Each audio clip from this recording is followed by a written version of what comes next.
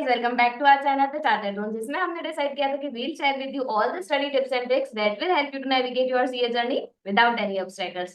So yes, Priyesh, आज क्या है हमारे चैनल पे स्पेशल? तो आज हम आपको द सो कॉल्ड एक मिथ बस्ट करने वाले कि ऑडिट बहुत बहुत बहुत डिफिकल्ट सब्जेक्ट होता है और उसको निकालना बहुत ज्यादा टफ है।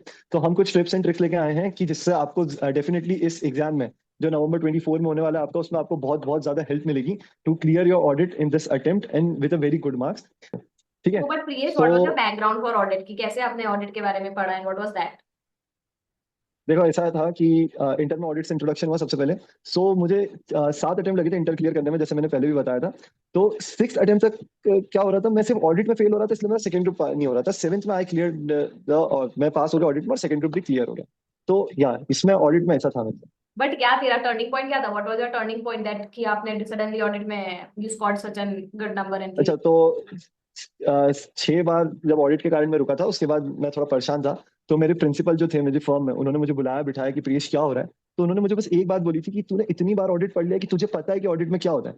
अब सिर्फ तुझे क्वेश्चन बेस्ड स्टडी करनी है, और अगर तू क्वेश्चन बेस्ड स्टडी करेगा तो definitely it will help you to clear the yes audit yes, exams and also score a good marks. I too agree. तो प्रियेश, तूने क्या ऐसी गलती की थी and what did you improve in yourself कि सीए फाइनल में you directly jump to audit like 55 marks, जो प्रियेश की एक्सपेक्टेशन से बाहर है, राइट? मेरे को तो देख, एक्सपेक्टेशन से तो हर चीज ही बाहर थी। 40 मार्क्स भी मेरे एक्सपेक्टेशन से बाहर ही थे। यस। बट हाँ, एक अच्छी चीज जो मैंने करी वो मैं आपको बता सकता हूँ कि पहले मैं क्या करता था, सिर्फ बेयर रीडिंग करते जाता था और ना कंटेंट को रटने की बहुत ज्यादा कोशिश करता था। कंटेंट रटना है, दैट्स नॉट इशू, बट ना you have to focus on keywords only, not the whole line और होल कंटेंट। तो इसमें आपका हेल्प क्या करता है, क्वेश्चन हेल्प करते हैं। आपको क्वेश्चन कहीं से भी ले सकते हो, ऐसे की स्टडी मैट्स उठाओ, आप किसी का आईएमपी लिस्ट ले लो, आप किसी की स्कैनर ले लो, लोग बहुत चीजें डालते हैं। पर ना द थिंग इज, पहले एक बेयर रीडिंग देनी पड़ेगी ऑडिट की हमेशा आपको। उसके बाद आपको ना क्वेश्चन बेस्ड स्टडी करनी पड़ेगी और क्वेश्चन को लिंक करने पड़ेंगे आपकी बुक से, जिस भी आप कंटेंट से पढ़ रहे हो। तो मैं क्या करता था, जब क्वेश्चन पढ़ता था ना, जिस चैप्टर का पढ़ता था, तो जिस टॉपिक से रिलेटेड मेरी मटेरियल वाली बुक में रहता था, उसके ऊपर ही बारीक बारीक क्वेश्चन लिख लेता था, स्टिकी नोट से क्वेश्चन लिख लेता था।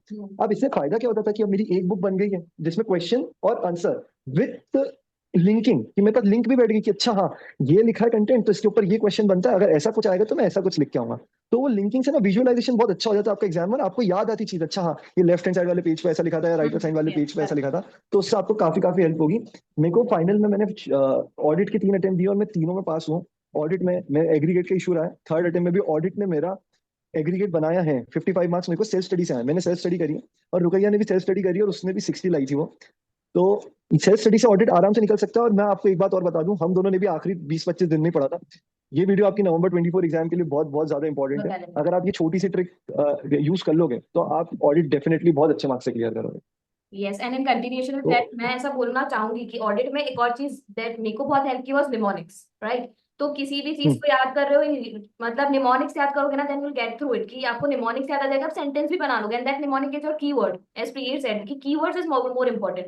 And moreover in the exam writing skills are most utmost important, because आप जब लिख रहे हो, अगर आप हाईलाइट्स नहीं कर रहे हो, की सर्कल्स नहीं कर रहे हो और अंडरलाइन नहीं कर रहे हो, the examiner will not go through it, right? So आपके जो भी इंपॉर्टेंट वर्ड्स है, कीवर्ड्स है, you need to highlight that and you need to make sure that you are writing. जैसे प्रियश की कभी कभी समझ नहीं आती है एग्जामिनर को, एक अटेम्प्ट उसका हाँ, ऐसे ही नहीं गया आती था, थी फिर बैक टू क्योंकि मेरी राइटिंग समझ राइटिंग नहीं आ आ रही। रही थी। यस। तो अच्छा सर, राइटिंग। एक एक यस। चीज और, मैंने रुकैया ने सेम टिप मुझे भी दी थी और मैंने ये यूज करी है और it will help me very very very, मतलब इतना ज्यादा हेल्प करा है ना, मतलब मजा आ गया था मुझे। और ये सर्कल वाली बात एकदम सही है, सर्कल करना है, अंडरलाइन करनी है, क्योंकि रुकैया मेरे से पहले की पास आउट है और उसने मुझे काफी हेल्प करा पूरे इस जर्नी में। तो सही एकदम। Yes. So moreover, if you want our certified copies, you can contact us or comment below the link for copies. We'll share you it through mail.